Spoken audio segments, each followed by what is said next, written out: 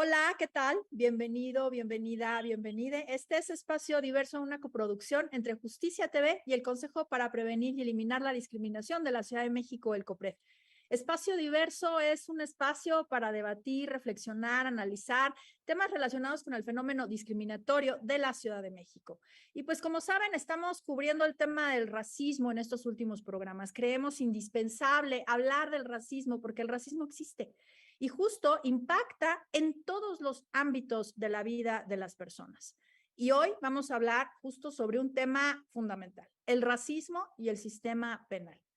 En un texto sobre el color de la cárcel en América Latina, Rita Laura Segato cita a James Gilligan, quien dice que el color de las cárceles es el de la raza como marca de una historia de dominación colonial que continúa hasta nuestros días. Desde la criminología crítica de Alessandro Barata, Eugenio Zaffaroni, Louis Wacant, se habla de la selectividad de la justicia. Nos muestran la cara de los sistemas penales que distribuyen sus efectos de manera desigual según una jerarquía social asociada a nivel económico y marcadores raciales. La pobreza está asociada al racismo y ambas generan desigualdad social y se desenvuelven en un ciclo vicioso de criminalidad y estigma. Se ha pensado que la solución a los problemas sociales es la cárcel, aquel llamado a la ley y el orden, la penalización de todas aquellas conductas que nos aquejan como sociedad, que nos aquejan como mujeres, a grupos más discriminados, pero la realidad es que el sistema penal mexicano y de muchos otros lugares refleja desigualdades presentes en la sociedad y dentro de este panorama, las poblaciones indígenas, afro y morenas son quienes resienten los impactos injustos y desiguales de un sistema penal racista. Y este es el tema que vamos a conversar el día de hoy con mis queridas invitadas, mi querida amiga Micaela Drullar, quien es de la colectiva Frontera Cimarrona y una gran activista en estos temas que tienen que ver con el abolicionismo carcelario. Y Elizabeth Olvera, coordinadora de la Red Nacional de Abogadas Indígenas, a quien me da muchísimo gusto recibir y pues de verdad no te conocía, Elizabeth, pero me da mucho gusto que nos acompañes porque de verdad esta colectiva de abogadas indígenas pues justamente visibilizando precisamente las injusticias que muchas mujeres indígenas sufren precisamente de cara a un sistema penal injusto. Y precisamente sobre esto me encantaría pues montar el tema contigo, Mica. ¿De qué color son las cárceles en México? Hola Geraldina, muchísimas gracias por la invitación. Hola Elizabeth, qué gusto poder compartir este espacio contigo. Yo estoy muy contenta y feliz de estar aquí pues en este programa. Es mi segunda vez ya, entonces ya me siento un poquito más en casa y nada, y con tu recibimiento siempre es muy bonito, ¿no? Poder detonar estas conversaciones que hoy más que nunca son necesarias porque tenemos espacios públicos en televisión nacional, en espacios académicos donde abiertamente se niega el racismo, ¿no? Se dice en México no existe racismo. El racismo es una nomenclatura que ha sido exportada del norte global y que no responde y no se relaciona con nuestros contextos, con nuestras realidades, cuando eso es completamente pues un absurdo, ¿no? Una mentira total, porque tenemos datos que son muy contundentes, ¿no? Y antes de eso me gustaría poder hablar y respondiendo a esta pregunta de qué color son las cárceles. Si algo sabemos que las cárceles no son blancas. En las cárceles no están personas blancas, no están personas privilegiadas, no están personas con un estatus socioeconómico garantizado en esa sociedad, son personas racializadas en su gran mayoría, son personas precarizadas, personas periferizadas, personas empobrecidas, personas que incluso en términos de acceso a derechos y a educación solamente tienen garantizados lo más mínimo, ¿no? Un último estudio que realizó Intersecta demuestra que el 85% de la población carcelaria en México está encarcelada y no ha tenido acceso a un juicio justo. Es decir, que ese principio básico del derecho que demuestra que eres inocente hasta demostrar lo contrario, ¿no? Que se te debe de garantizar en todo momento un espacio donde tengas acceso a la justicia, eso en México no es garantizado porque estamos hablando de una cifra que es altísima, ¿no? Es el 85% en un contexto donde la impunidad es del 95%. Entonces, las relaciones que hay entre estas características son abismales, ¿no? Y cuando nos preguntamos cuáles son los sujetos y cuáles son las personas que resultan afectadas, ¿no? Y cuáles son los rostros y los apellidos que están detrás de estos números y de estas estadísticas, nos damos cuenta de que son personas empobrecidas y periferizadas, ¿no? Que son personas, por ejemplo, que en su gran mayoría, Geraldina, no han tenido acceso, o sea, a su nivel educativo, y con esto abro un paréntesis, o sea, tener acceso a las instituciones educativas formales no es garantía del nivel de sabiduría, de conocimiento, de saberes que tenga, pero la realidad es que, estas personas que están encarceladas son personas que históricamente no han tenido las mismas oportunidades que personas blancas, que son personas que históricamente se le han negado el acceso a la salud, el acceso a la educación y a los derechos más fundamentales que tiene que tener todo sujeto y toda persona en una sociedad, uso comillas, que se llama democrática, ¿no? Y eso evidentemente viene a reafirmar lo que se ha venido agudizando, porque no, o sea, las estadísticas no hablan por sí solas, y a pesar de que podemos poner nombres y apellidos, lo grave de todo esto es que las instituciones de gobierno, digas específicamente el presidente de la República, Andrés Manuel López Obrador, ¿no? Con todos los aparatos ideológicos del Estado, con el Congreso, etcétera, etcétera, etcétera, agudizan esa problemática que ya está diagnosticada. Y con esto me estoy refiriendo, ¿no?, a la reforma que se hizo en el 2019 de prisión preventiva oficiosa, donde a pesar de que tenemos datos de que las cárceles y las penas y el punitivismo no resuelven los problemas estructurales de impunidad, se siguen encarcelando a muchísimas personas que terminan en las cárceles y que no son las personas que desaparecen, que aquí quiero hacer otro paréntesis a propósito de la última investigación del caso Ayotzinapa, donde se demostró, se patentó que la Sedena, que el ejército estaba involucrado en este tipo, pues en este crimen de Estado, ¿no? Esas no son las personas que terminan encarceladas, sino personas, en su gran mayoría, son personas que se relacionan con delitos menores, que se robó algo, que pasó por una calle, y esas son las personas que están en las cárceles, y esa es la información que se ha documentado con esto. ¿Y a dónde recobra esto muchísimo sentido, Geraldina y Elizabeth? Y es que justamente esto me acuerda mucho a los códigos negros de los Estados Unidos. Yo no sé si ustedes recuerdan esa historia, ¿no? Angela Davis lo relata muy bien en este texto. Son obsoletas las prisiones, y también en Mujeres, Raza y Clase, donde después de abolir la esclavitud, el propio sistema racista y supremacista blanco no acusaba a cualquier persona de que no tenía un empleo, o que estaba en las calles, o que robaba cualquier cosa, por más insignificante que sea, y con eso se metían a las cárceles. Así fue como se reforzó las prisiones. Y en esta reforma de la prisión preventiva oficiosa del 2019 se hizo exactamente lo mismo. Acusar a una persona de robo es razón suficiente para meter a una persona a la cárcel. Y eso me acuerda, lo quiero poner en su justa dimensión y en su justo contexto, y que lo digo en todos los lados. Creo que en el programa anterior que me invitaste, Geraldina, lo dije y lo voy a decir de nuevo, pero en el contexto de la pandemia, donde muchísimas familias blancas y mujeres blancas de lugares privilegiados de esta ciudad secuestraron literalmente a mujeres racializadas que le hacían trabajo doméstico, ¿no? Y le decían, a ver, tú no vas a poner en riesgo a mi familia, entonces si tú quieres conservar un trabajo en medio de esta pandemia, te quedas condormida, de aquí no sales, ¿no? Si esa mujer blanca, privilegiada, rica, hombre heterosexual, blanco, privilegiado, rico, acusa a esa mujer racializada, periferizada de robo, era razón suficiente para que una mujer periferizada, empobrecida, terminara encarcelada por la simple acusación de que robó, a partir de esto de la prisión preventiva oficiosa. ¿Qué quiero decir yo con todo esto para ir cerrando? Que en las cárceles, las personas que están encarceladas son personas precarizadas, periferizadas, empobrecidas, que sus derechos más fundamentales y sus libertades más fundamentales nunca se le han dado y nunca se le han sido garantizadas.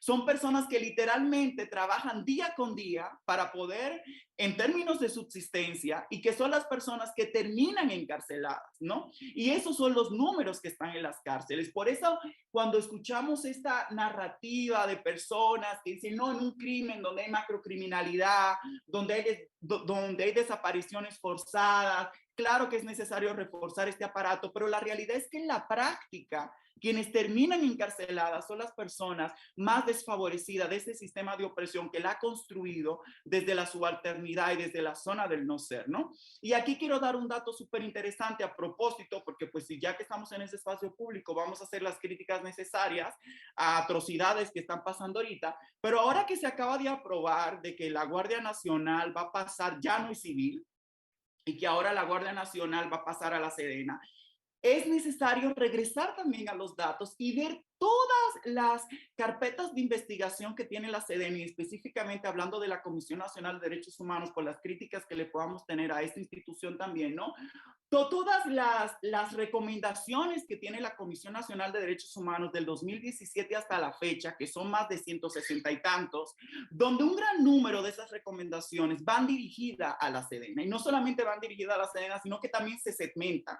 Y dicen 16 de esas recomendaciones tienen que ver con desaparición, tienen que ver con tráfico de personas, etcétera, etcétera, etcétera. Lo que quiere decir que quienes verdaderamente cometen las violaciones en este país no están en las cárceles, están afuera. Y quienes están en las cárceles son las personas más desfavorecidas y eso se llama racismo. Sí, claro, y los datos, pues ahí están, ¿no? Muchas organizaciones los han venido trabajando. Elizabeth, pues sí, desde el trabajo que realizan, desde la red y tú misma como abogada, ¿cómo se presenta el racismo en el sistema penal? También agradecer muchísimo este espacio a la Suprema Corte de Justicia de la Nación, a, a ti, Geraldina, qué bueno escuchar a Micaela, tan potente, tan contundente, pero también creo que es algo muy importante que no solo es un programa, sino se está colocando un tema muy costoso de poder abrir, que es el tema del derecho penal, ¿no? Es un tema no tocado, digo, en nuestro país y en toda Latinoamérica, estos poderes judiciales son los más rígidos y los más duros en términos de reflexionar y romper como los paradigmas. Algo importante, al menos desde la RAI, desde la Red Nacional de Abogadas Indígenas, nosotros reivindicamos algo. Nosotras incluso nuestra identidad de ser abogadas es como una reivindicación también política de ponernos no solo abogadas, sino indígenas, porque eso es algo que también se ha querido romper en este estereotipo de un país donde la mayoría de las poblaciones que hemos venido de este contexto histórico, que ya bien lo dijo Micaela, siempre nos han visto en los espacios de servidumbre, ¿no? Como incapaces de poder realizar otras actividades. Y bueno, a mí me gustaría mucho hacer pues un poco el proceso histórico, porque eso es lo que algo que siempre adolece nuestro país y nuestras sociedades, el olvidar estos procesos históricos. ¿Y qué yo pondría sobre la mesa en este momento? La justicia penal también es una consecuencia del estado social y económico de este país. ¿Qué quiero decir con eso? Que al final del día nuestro contexto histórico pues se encuentra basado en desigualdades jerárquicas y sociales. Toda la historia de Europa, ¿no? Estas aristocracias de guerra y sacerdotal, además, ¿no? Que el poder militar y religioso, pues siempre han ido juntas para, pues también el dominio de todos los pueblos, ¿no? Del mundo. Estas oligarquías dominantes que también van creando desigualdad económica y por eso esa es una consecuencia de la justicia penal diferenciada que tenemos aún, según las clases sociales, según la condición de género, según la condición de étnica, ¿no? Racial, que si no es, si bien ya se comprobó y se probó que no existen las razas, se sigue analizando como una categoría para analizar, ¿no? Y desde ahí se fueron colocando estas penas de acuerdo a estas condiciones sociales e infractores. Y de ahí surge la justicia penal, ¿no? Y eso es algo que se tiene que ir colocando. Pero también, al menos nuestro país, México, tiene dos procesos históricos. Después de la colonización, también se vienen creando pues nuevas clases sociales, ¿no? y desde ahí vienen basado en este fundamentalismo de castas dominantes, ¿no? Y también de dominados y dominadas, conquistados y conquistadas, y también bajo esos mismos preceptos se van dando cómo también la Iglesia Católica se convierte económicamente en la soberana, ¿no? Y desde ahí se va promoviendo también legislaciones, ¿no? Que van dando. Y creo que es algo también muy, muy importante, al menos desde la Red Nacional de Abogadas Indígenas, que luego cuando llevamos procesos nosotras mismas de mujeres no indígenas, ¿no? Y de mujeres con otras condiciones de clase social, los juzgados piensan que ellas son las abogadas y nosotras somos siempre las víctimas, es decir, siempre con esa mirada tutelada, ¿no? Que no es suficiente incluso ser abogada. Si somos una abogadas indígenas, nos acusan si no nos ven siempre con nuestra indumentaria, dejamos de serlo. Pero si nos ven con nuestra indumentaria, nos siguen señalando de incapacidad, ¿no? Entonces, esas condiciones llevan mensajes implícitos, no dichos, pero que van creando condiciones desiguales y con ellos nulos accesos a derechos, porque eso es algo importante. Nosotras apenas en el 2018 hicimos un pequeño análisis al Código Nacional de Procedimientos Penales en su artículo 420. Lo hicimos con la doctora María Teresa Sierra en su libro que nosotras hablábamos de cómo en este código, en este artículo, si bien reconoce a la justicia indígena, porque también nosotras hemos querido colocar algo, que es decir, que antes de que llegara este derecho occidental, habían formas y mecanismos también de solución. Mejores, no, con desafíos, con retos, pero al final habían mecanismos también que valdrían la pena ir recogiendo y seguir nombrando. ¿Por qué? Porque al no nombrarlos es una parte de discriminación. Aquí decíamos, si bien este artículo reconoce a la justicia indígena para resolver conflictos, ¿no? Ya sea que cuando hay cambio, cuando se trastoca un bien jurídico, cuando hay cuando se trata de algunas violaciones de derechos. Aquí había algo importante que señalaba ese artículo, que esta ley de justicia indígena podría actuar siempre y cuando no fuera violaciones de derechos humanos, violaciones de mujeres. Algo que nos llama la atención es que lo nombran textualmente como si la justicia indígena de por sí fuera ya violatoria de derechos humanos, ¿no? Cuando sabemos que desde el derecho estatal u ordinario, positivista, como se conoce, hay miles de violaciones de derechos humanos. Y creo que ahí también coloca una situación racial de esta mirada nos determina como si fuéramos una cultura, ¿no? De menor rango y una cultura que de por sí nuestros principios son violatorios de derechos. Y creo que eso coloca nuevamente con este contexto histórico que además nosotros lo colocamos en el Comité CER de la ONU, ¿no?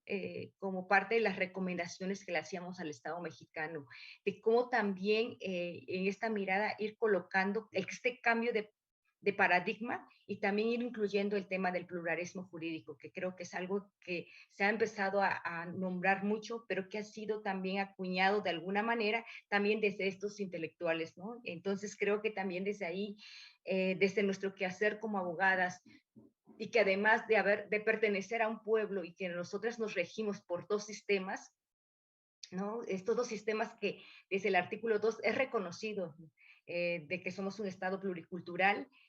Creo que ahí también sigue habiendo un candado de cómo seguir viendo a estas justicias como auxiliares, como de menor rango. Y creo que ahí también tenemos un reto importante dentro del derecho para estos accesos, porque al final del día la mayoría de la población indígena, al menos en México, y sobre todo mujeres, no tienen acceso a llegar a la justicia ordinaria estatal porque desconocen su mecanismo, porque no tienen dinero para pagar un abogado, por las distancias, por la situación geográfica, ¿no?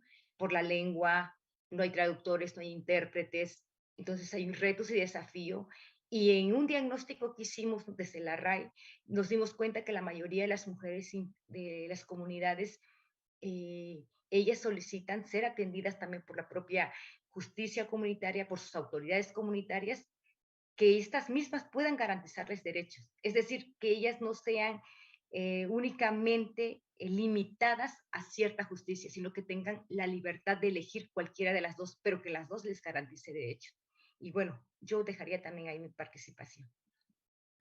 Muchas gracias, Elizabeth, porque justo lo planteas como desde el otro lado ya más, digamos, del derecho, por así decirlo, ¿no? Esta visión sociológica que nos daba Mica y cómo a partir de las herramientas legales, pues se sigue todavía reforzando estos sistemas racistas y estas miradas racistas de jerarquización, ¿no?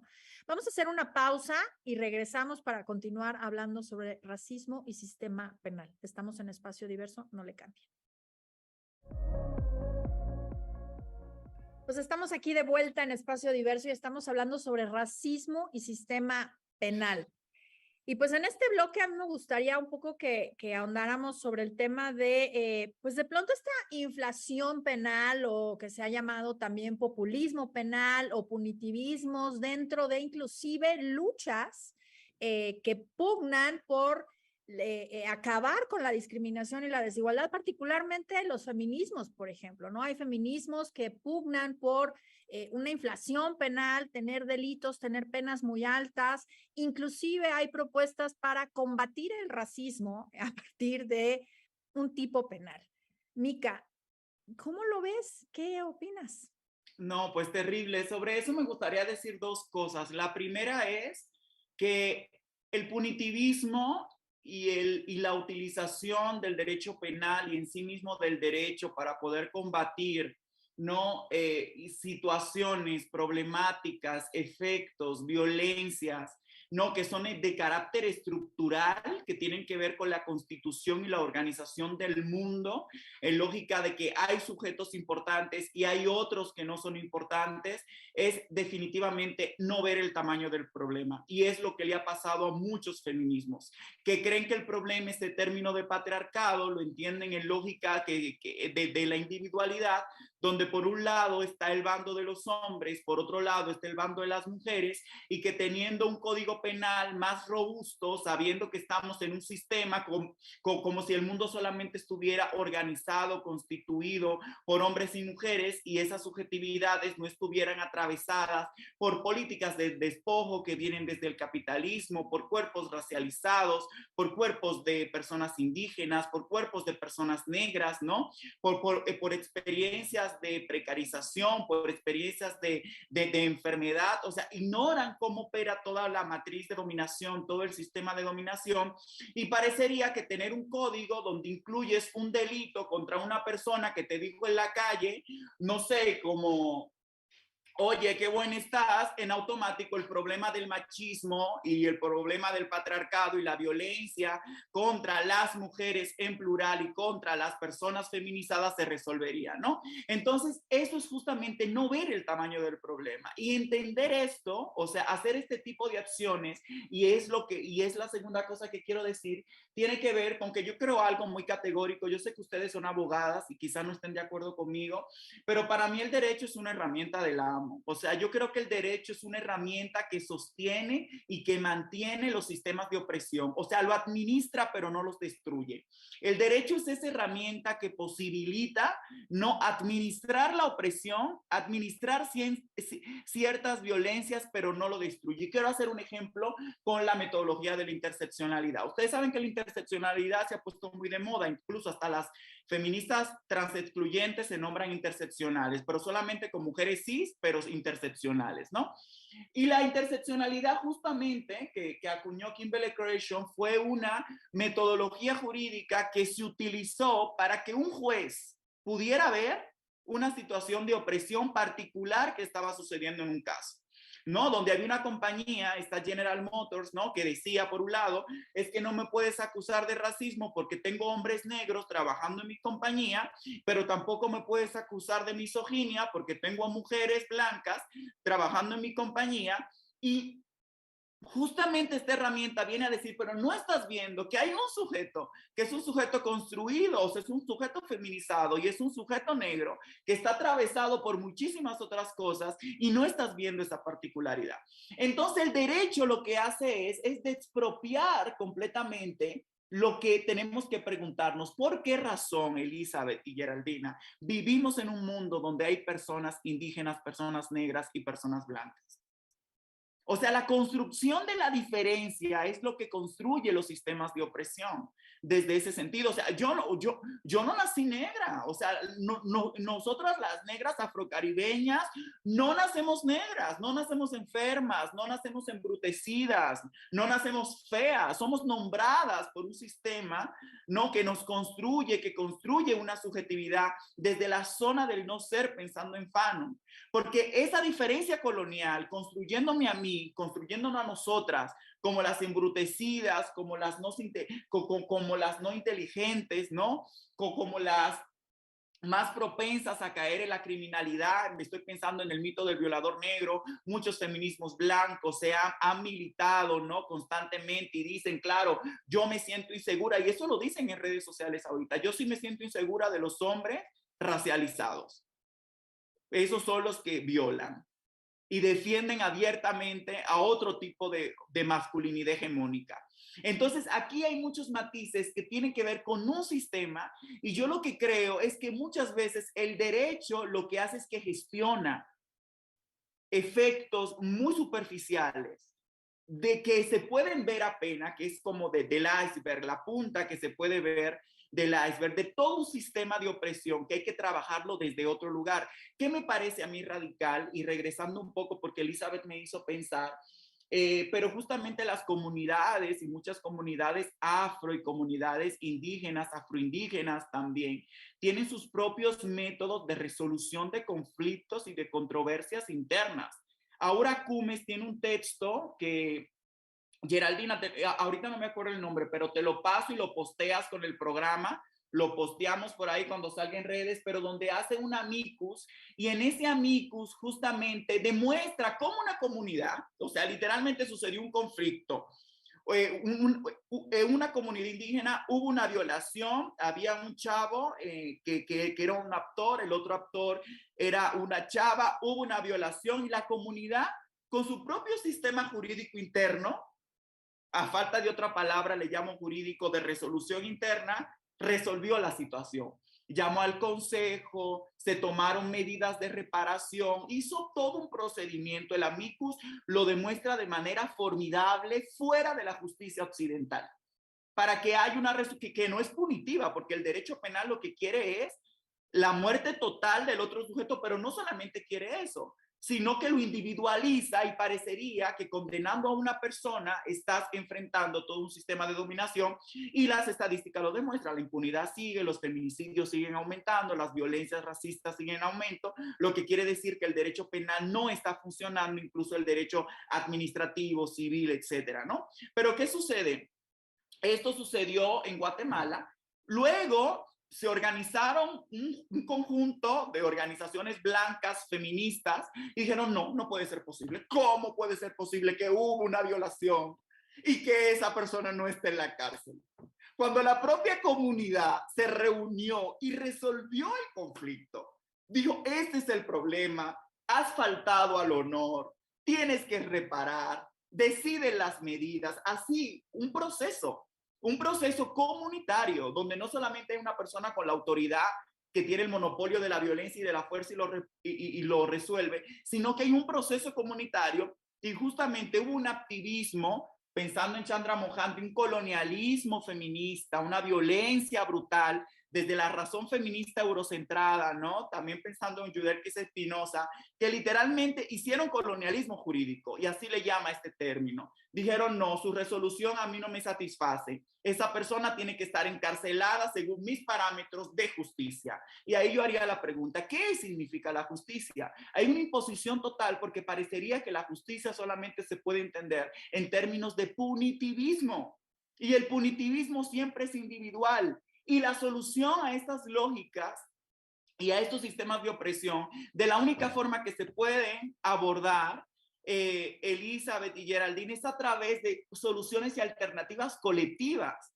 Entonces, fueron y se organizaron y literalmente no estuvieron en paz hasta que llevaron a esta persona encarcelada. Y ahí hay toda una violencia que no solamente tiene que ver con el caso en concreto, sino tiene que ver con dos cosas. La primera, la imposición de la lógica occidental del derecho en un sistema jurídico de resolución de controversias y conflictos que tiene una comunidad determinada, ¿no? Que se está escapando de esta lógica colonial, y también que hay una ruptura total de un tejido comunitario, de cómo se gestionan los conflictos y las relaciones a nivel interno, ¿no? Entonces, cuando yo veo estas leyes, por ejemplo, esta iniciativa contra el racismo, discúlpame, Geraldina, o sea, yo no puedo pedir, ahorita alguien me agarra el cabello sin mi permiso y me dice, mira, tu cabello parece una jerga, que me lo han dicho.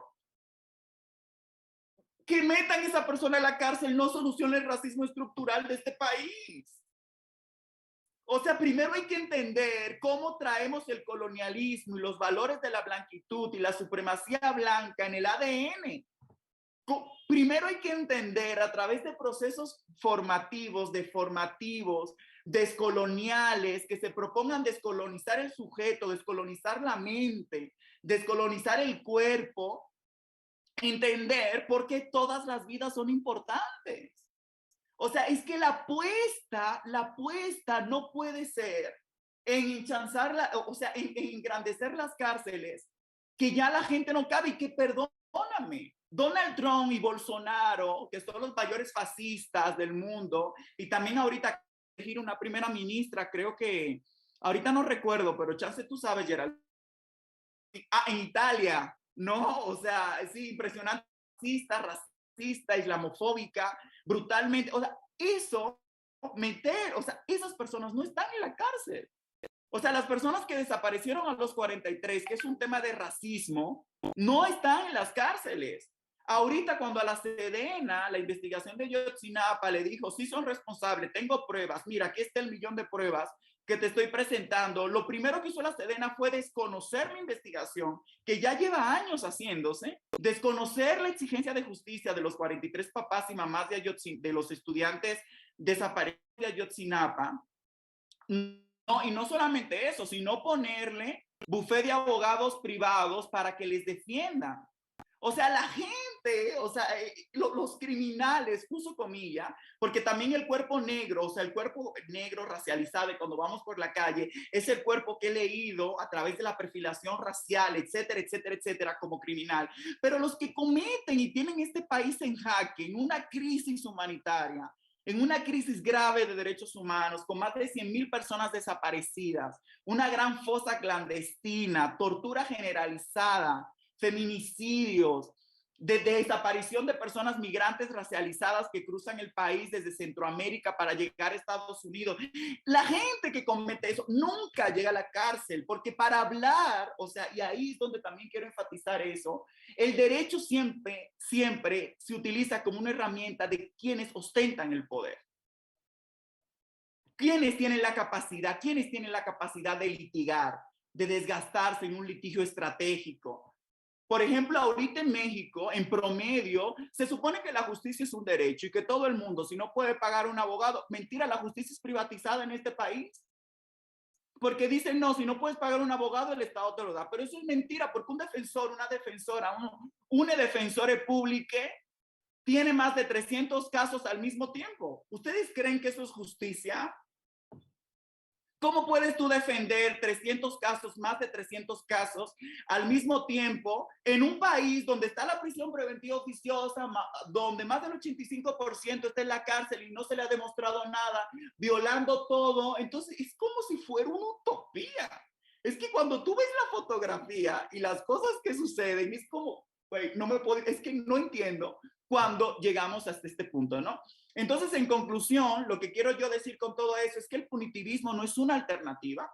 El punitivismo es neoliberal, el punitivismo es individual, el punitivismo solo ve temas particulares, individuales y no tiene una mirada a nivel sistémica. Y si estamos en un problema sistémico, nuestras alternativas y soluciones tienen que ser miradas a nivel sistémico. Y la segunda cosa que me gustaría decir es que cuando hacen leyes, las leyes no nos van a llevar a ningún lado. Las leyes no nos salvarán, porque a quien afecta las leyes siempre es a una misma. Una puede terminar en la prisión acusada de racismo, no gracias a una ley, en un país donde la justicia es inexistente, ¿no? Entonces ahí creo que hay que hacer una apuesta, y yo creo que dejar la soberbia eurocentrada que tenemos aquí grabada en la mente, que nos constituye, ¿no? Como sujetos importantes blancos y sujetos no importantes racializados, y poder comenzar a ver las formas autónomas de justicia que tenemos a nuestro alrededor, porque hay muchas formas de resolución y de construir diálogos, consensos, conversaciones, de arreglar las cosas sin necesariamente meter a una gente a la cárcel, porque con esto se acabó. Y que eso es una pregunta que se hace Angela Davis en este texto. ¿Son obsoletas las prisiones? Se las recomiendo a todo el mundo que nos esté escuchando en este programa. Y es justamente, yo no sé en qué mundo llegamos al punto de tolerar que hayan personas que estén encerradas cuando no se le ha demostrado absolutamente nada.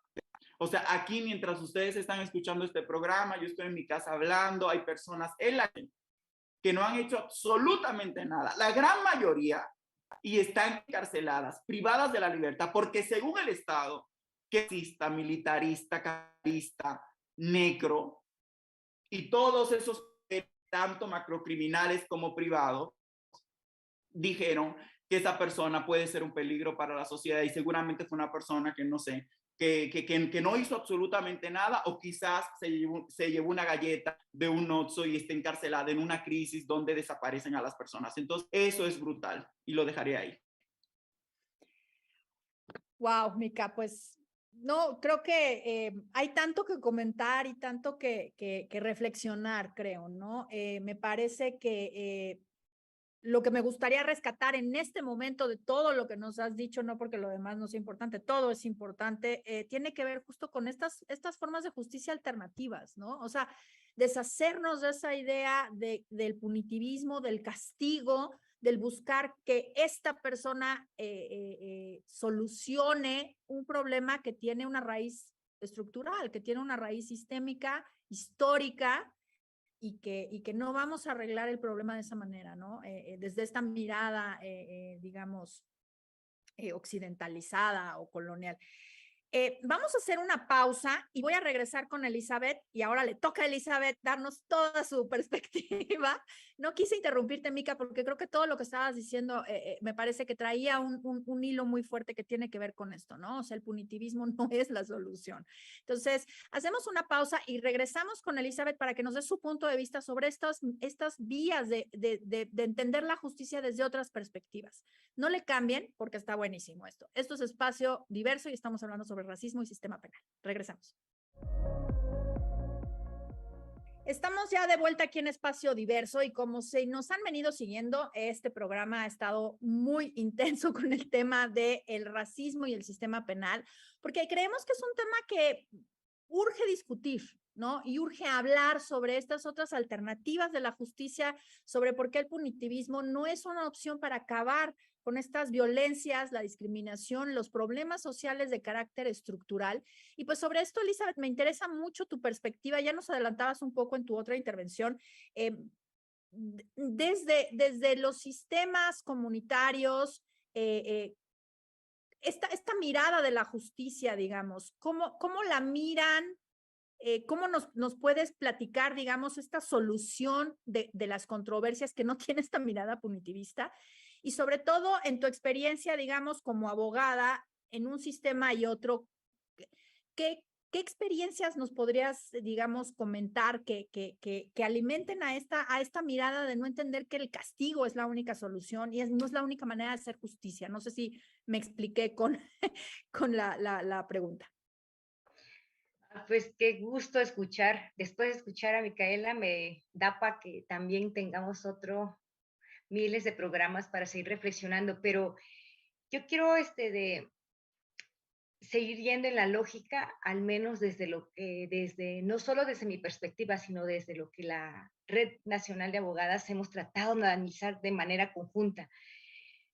Algo que nosotras no hablamos nosotras de la justicia, nosotros hablamos de las justicias. Siempre pronunciamos en ese sentido, visibilizando que hay muchas maneras más también de buscar.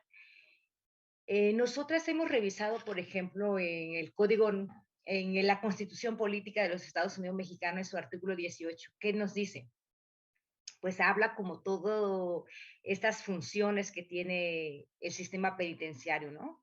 Que sí debe de existir, que sobre todo es el tema, si bien antes los castigos eran corporales, pues a partir del siglo XVIII, XIX se empieza a ver mal, ¿no? Como todo este tema de, pues esos castigos que venían siendo desde la tortura, que no digo que no exista, pero que antes era abiertamente más realizado y que ahora lo coloca en este nuevo derecho penal con un tema de privar de la libertad, ¿no? Y ahí se comienza a formar este derecho penal actual a partir del siglo XVIII, XIX, empieza a tomar fuerza el tema de privar de la libertad a las personas. Pero se supone que también aquí se agrega un apartado más que habla que esto tiene que ir de la mano con el tema de, de reinsertar de alguna manera a estas personas sentenciadas, ¿no? Después a la sociedad. Pero aquí, sin embargo, este dicho, este objetivo, pues generalmente no se logra durante el encarcelamiento. O sea, debido a que la prisión también se tiende más a criminalizar, en lugar como de encontrar políticas que nos lleven a ese camino de poder también colocar de alguna manera a estos sujetos como personas de qué los llevó a estar, ¿no? Porque además hay poco estudios de decir cuáles son los tipos de delitos, por quiénes más están esas personas, ¿no? Desagregar quiénes son, mujeres, hombres, el tema de la diversidad sexual, en fin, no hay estos estudios que nos permitan ver con claridad quiénes, llegan a la cárcel, quiénes son las personas que llegan a la cárcel y están privadas de la libertad. Y por lo tanto, al criminalizar y además al no tener políticas dentro de un sistema penitenciario, por lo regular, la mayoría de los individuos los orillan a volver a delinquir nuevamente al interior de las propias cárceles y fuera. Es decir, que además, algo importante que nos decía Micaela y que esto es súpermente importante, por lo regular en nuestro país, las estadísticas dicen que de un 95% de las personas que están en la cárcel, un gran porcentaje, en su mayoría, son personas de las comunidades indígenas y que su condición es que no han estado es porque no han tenido un traductor, que no han tenido un intérprete, es decir, y los delitos por las que están siempre han sido por cosas que ni siquiera muchas de ellos saben de qué se les imputaron.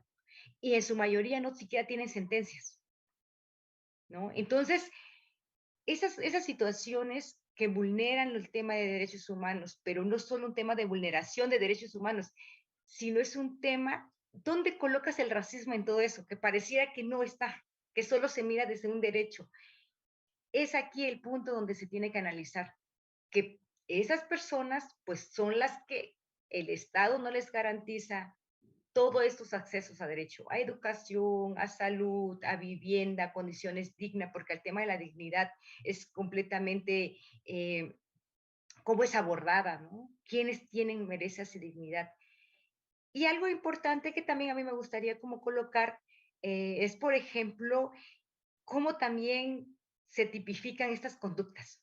Es decir, quiénes eligen las conductas, pero estas conductas de estos delitos también incluso había en un tiempo, hubo ese catálogo de decir cómo inclusive diseñan estas tipologías de decir quiénes son los que característicamente son que cometen delito. Incluso se hablaba mucho de un catálogo de las posibilidades, incluso desde las otras ciencias, de decir, desde la criminología, incluso hablaban pues de cómo eran las figuras, las características físicas de la probabilidad de la gente que delinquía, ¿no? Y obviamente esas características eran las personas que tenían ciertos rostros con ciertas características fisiológicas que en realidad eran para la población racializada, la población negra y la población indígena, ¿no?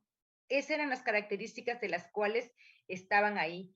Y obviamente bajo esa lógica y bajo esa mirada se fue construyendo esta percepción social que actual tenemos, que ya está interiorizada, ya no hay necesidad que alguien nos diga los patrones, sino ya están interiorizadas en nuestras mentes. Por lo tanto, yo miro a una persona que en su momento fue bajo este catálogo de decir, hay más posibilidades, pues sí, por eso cuando dice Micaela, sí, la mayoría incluso de las mujeres blancas o con cierta condición de privilegio, en esta idea también, como cuando se construye la belleza, el estereotipo de belleza, dicen, pues es que esta persona tiene estas características, me da miedo, me tengo miedo, ¿no? De que se me acerque, porque el rostro, por ejemplo, tú vas a la mayoría de las tiendas y cómo vigilan más a las personas con condiciones económicas, a la gente que vive, que trabaja en obras, que las personas que trabajan en las vías públicas,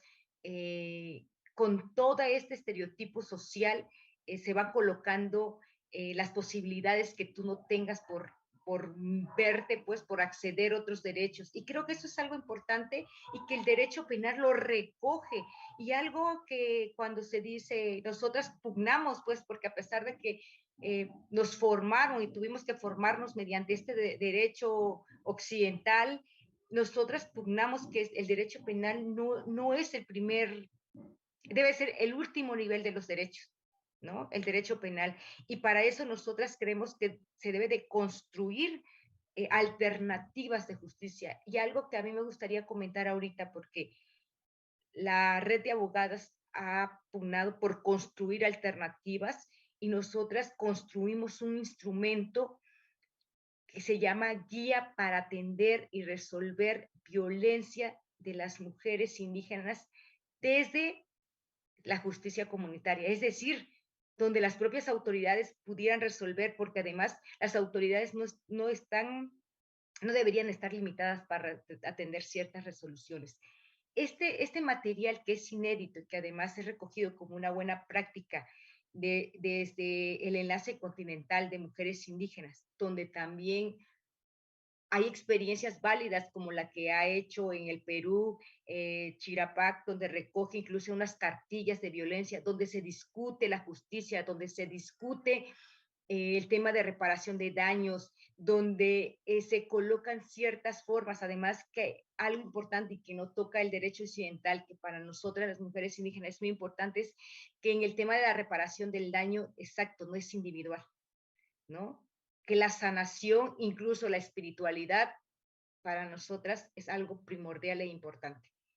Y desde este contexto, cómo no solo una reparación que te lleva a ti, sino que lleva a todo tu territorio, ¿no? Que te envuelve. Eso es algo importante. Y por último, me gustaría agregar un poco cómo los cambios legislativos realmente no están favoreciendo contra el racismo. Y nosotros ahorita en Oaxaca nos encontramos un tema importante que ahorita estamos dando. De hecho, hay compañeras ahorita en el Congreso Federal haciendo pronunciamientos y nosotras desde Oaxaca colocando, porque se acaba de impulsar una reforma de ley del decreto tercero 1511, donde elimina el derecho de la participación política de las mujeres indígenas en un término de paridad. Es decir, que los derechos de las mujeres indígenas deben de ser progresivos, lo dejan y gradual. ¿Qué significa eso? Como que si nosotras, y el lenguaje de las propias diputadas que se han beneficiado de la lucha y de los derechos que han llegado a espacios, porque los espacios donde han llegado la mayoría de las mujeres ha sido por una lucha histórica, que se ha pugnado, ¿no? De estas cuotas de género para llegar a la paridad. El lenguaje que ellas manifestaban era que las mujeres indígenas, que las mujeres que participan al interior de las comunidades no estaban preparadas para esos cargos, que debería ir paulatinamente, que también el discurso era de que la mayoría de las mujeres pues solo le hacen caso a los asesores que son hombres. El discurso también era de que nosotras tendríamos todavía que, porque además hay mucha violencia en las comunidades y que por lo tanto como por participar las mujeres ha habido más violencia, para que no exista tanta violencia debe de ir poco a poco de acuerdo donde poco a poco las comunidades se vayan acostumbrando a la participación de las mujeres. Y estos son lenguajes muy racistas donde nos miran como mujeres que no somos capaces, pero no